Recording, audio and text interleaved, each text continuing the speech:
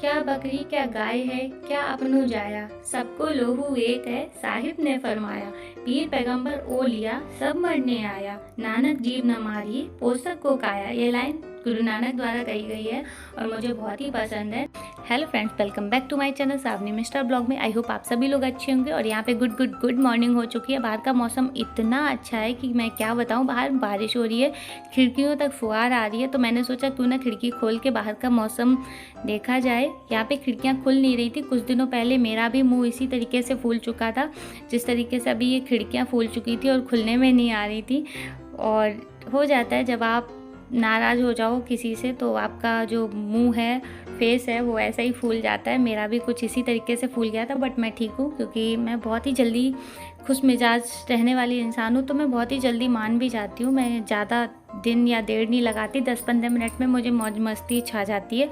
और मैं अपने हंसी मजाक के जीवन में बिलीव करती हूँ। दुख तो सबके जीवन में छाया ही पड़ा रहता है। किसी से भी सुनो उसके जीवन में दुख ही रहता है। खुशियाँ तो बहुत ही कम सुनने को मिलती है, क्योंकि ये संसार ही ऐसा है। यहाँ पे लोगों को सुख कम और दुख ज़्यादा मिलते हैं। कभी वो खुद के विचारों से दुख पाते हैं, कभी दूसरों के विचारों से दुख पाते हैं। इस तरीके से जो सुख दुख की नाव है वो चलती ही रहती है और निरंतर चलती रहती है। जब तक हमारा ये जीवन चलता है तब तक ये सुख और दुख आते जाते रहते हैं। सुख दुख देने वाली सारी बाहरी चीज़ें होती हैं जिनका खुद से कोई लेना देना नहीं होता है। कभी कभी हाँ, हम लोग दुखी हो जाते हैं, पर वो सब क्षण मात्र है। अगर देखो तो ये संसार भी क्षण है। अगर गीता उठा के देखो तो उसमें बस यही मिलेगा कि आप विरक्त हो जाओ, ज़्यादा मतलब मत रखो। पर ऐसा होता नहीं है। संसार में आए हैं तो यहाँ पे जीना भी पड़ता है और हर सुख दुख को झेलना भी पड़ता है। और वो सारी क्षमता जो है वो भगवान खुद ही देते हैं अपने भक्तों को। इसलिए हमेशा खुश रहना चाहिए। हो सके तो थोड़ा सा हट जाओ, उन चीज़ों से दूर हो जाओ, जिससे कि थोड़ा सा आपका मन परिवर्तन हो और आप खुशी की तरफ अग्रसर हो जाएं। किसी भी चीज़ को चुन लें कि ये मेरे खुशी का माध्यम है। कुछ भी चुन लें जो कि आपका एक माध्यम बने और आप उसी को जी के अपनी खुशियाँ जीते रहें, उसी को देख के अपनी खुशियाँ जीते रहें। इस तरीके से जीवन हमारा कटता रहता है। ये सारी बाहरी चीज़ों पे अपने अंदर कोई भी भिन्नता खिन्नता ना लाएं। मुझे धन मिले मैं उसमें सुख मानूं, कोई भिखारी हो के सुख मानता है। तो ये जो सुख दुख है, भिखारी कभी पैसों की चिंता के लिए नहीं सोता है, वो बस खाने के लिए सोचता है कि मुझे कल खाना मिल जाए। और जो धनी होता है वो अपने धन के उसमें रहता है कि कहीं चोर ना चुरा ले जाएं। तो इस तरीके से जीवन जो है वो चलता ही रहता है।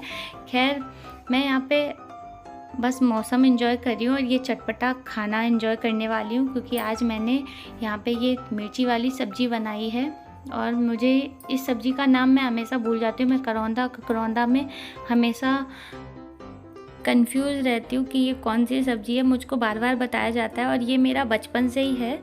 मैं सारी सब्जियों के नाम जानती हूँ, अच्छे से जानती हूँ। बहुत सी ऐसी सब्जियाँ जो अभी तक लोग नहीं जानते अगर मैं उनका नाम जानती हूँ, पर ये जो मैं खाने में बहुत ही पसंद करती हूँ, इसके बावजूद भी मैं इसका नाम भूल जाती हूँ। उसका रीज़न यही है कि दोनों के नाम काका से हैं और मुझे सिर्फ खाने से मतलब है। मैंने पहले ही बोला कि मैं सिर्फ खुशी से मतलब रखती हूँ, मैं उससे मतलब नहीं रखती कि ये क्या है। जब मैं लेने जाऊँगी सब्ज़ी तो मुझे चेहरे से पता है कि मुझको यही लेनी है, तो मैं वही सब्ज़ी लूँगी। बाद बाकी मुझे नहीं जानने में इंटरेस्ट है। याद आता है फिर भूल जाते हैं, सुनते हैं इसके बाद फिर भूल जाते हैं। इस तरीके से मेरा जो सब्ज़ी के प्रति है वो चलता ही रहता है।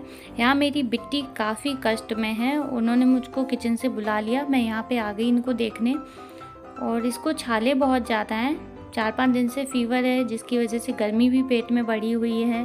और मैंने सारी होम रेमेडीज़ अपना ली हैं। इनके मुँह में घी, तेल, हल्दी, मेडिसिन दे दी। इसके बाद नीलत होता है कि उससे भी छाले जल्दी ठीक हो जाते हैं। मैंने वो भी ट्राई कर लिया कि 5-6 छाले हैं जिसको ये शायद नहीं सहन कर पा रही है, काफ़ी जलन दे रहे हैं, दिक्कत दे रहे हैं, दर्द दे रहे हैं। तो मैंने लगाने की भी कोशिश की, लगाया भी, पर उससे भी कुछ आराम नहीं मिला। उसका रीज़न बस यही है कि इनको एलर्जी है या फिर पेट में गर्मी है, तो वो जाते जाते ही जाएगा। इधर मेडिसिन भी चल रही है बुखार की, तो अभी इनका यही हाल रहेगा। इसकी वजह से अभी ये कष्ट में ही रहेंगी। मैंने बस बोल दिया कि बेटा आप बस फ़ोन देखो, मुंह बंद रखो, लेटे रहो, पड़े रहो, कुछ भी करो, बस आप बोलो नहीं।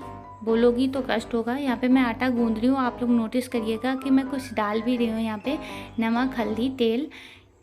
अभी पित्त पक्ष चल रहे हैं तो लगता है कि थोड़ा सा पूरे दिन तो नहीं मान पाते, इतना नहीं कर पाते हैं, लेकिन पितृ पक्ष चल रहे हैं तो लगता है कि जो 2-3 चीज़ें होती हैं नेगेटिविटी को दूर करने के लिए वो थोड़ा सा कर ली जाएं।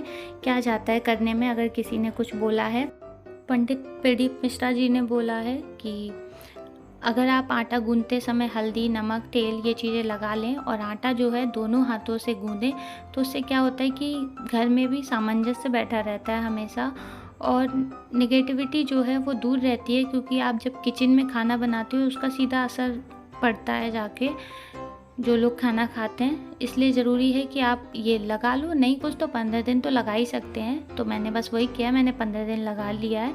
मैं बीच बीच में भूल भी जाती हूँ, कभी लगा लेती कभी नहीं। और आटा गूंद के मैं 3 फिंगर करती हूँ, इसके बाद थोड़ा सा आटा निकाल के आटे में छाप देती हूँ। इससे क्या होता है कि वो पिंड का रूप नहीं लेता है आटा। आटे को कुछ इसी तरीके से गूंद के रखना भी चाहिए। हमेशा से जो पुराने लोग खाना बनाया करती थी वो हमेशा से इसी तरीके से बनाती थी, आज भी लोग इसी तरीके से बनाते हैं ताकि वो पिंड का रूप ना ले। यहाँ पे मौसम ऐसा है बारिश का, बादल का, जो कि पूरा कचरा एक जगह इकट्ठा होके और पूरा प्लॉट भर चुका है गंदगी से, सामने देखने में भी गंदा लग रहा है।